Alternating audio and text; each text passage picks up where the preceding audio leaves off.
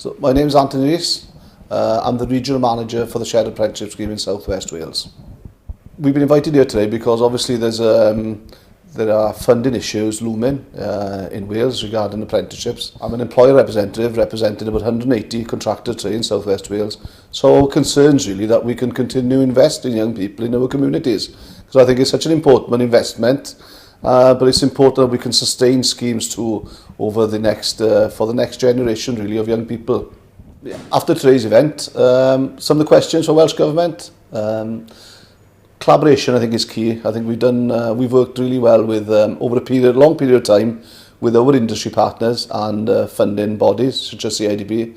I think there's an opportunity for other sectors to follow best practice in Wales. So let's share that best practice through other sectors. I think it's important for the Welsh economy that we plan early. So if there are infrastructure schemes, projects, that we plan early and that we can all work together for the greater good. I think it's so important. There's 28,000 apprentices, young people in Wales working at the moment.